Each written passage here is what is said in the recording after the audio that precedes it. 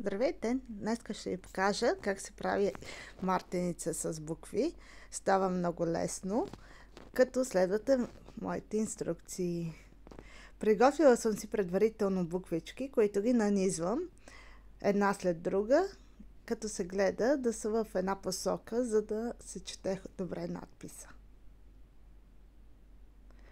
Цялата гривна ще стане за 2-3 минутки.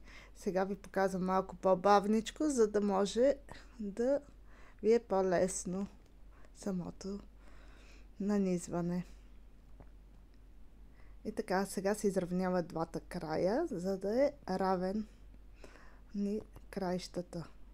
И се връзва един възел, който се прави с два пъти намотаване и промушване през намотаното.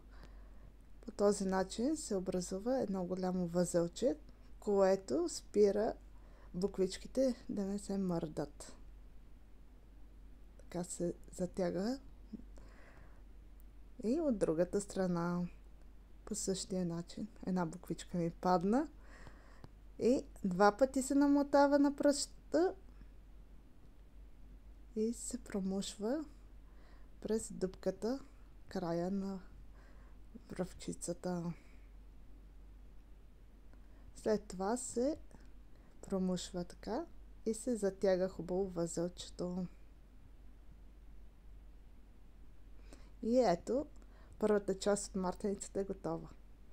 Следва завързването, което ще ви покажа как става.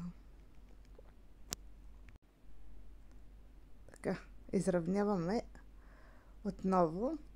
Ако случайно ви се разминават, изрязвате единия край и изгаряте с запалка, за да не се разбридва. Така хубаво. И продължаваме.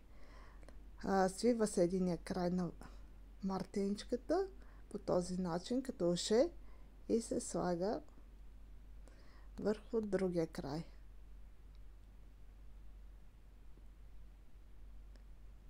Така, след това се навива два пъти около цялото нещо, ушето, и се промушва крайчето на така нареченото ухо през двете намотки. Така хубаво. След това го издърпвате и затягате много здраво, за да се получи подвижния възел за завършването на мартеничката. Ето, виждате. Следва и от другата страна по същия начин правим ушенце. Така. Намотва се два пъти около цяло двата края и се промушва през двете ушенца.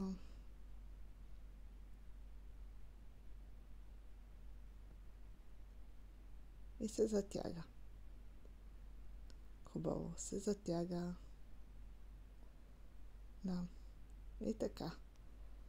Ето така се получава завършената мартеничка. Виждате, се дърпат възелчетата, може да се разтягат и да се затягат. А това крайче тук сега ще се изреже и отново ще изгора, за да е красиво и да не се вижда. Така. Готова е.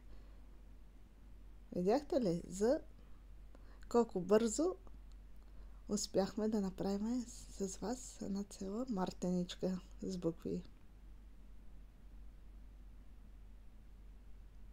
Така.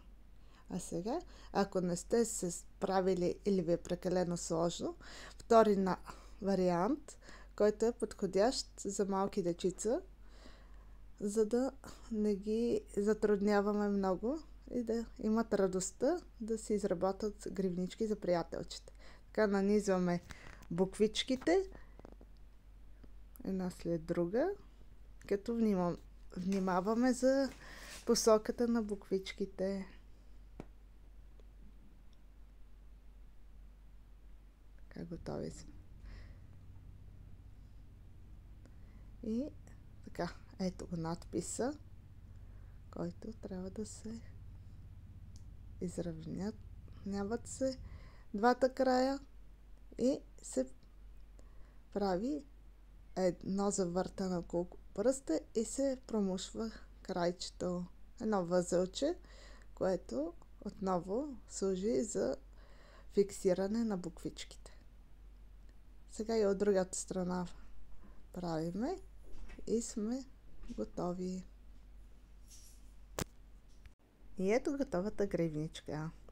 Сега може да се върже, като се направи на фльонга.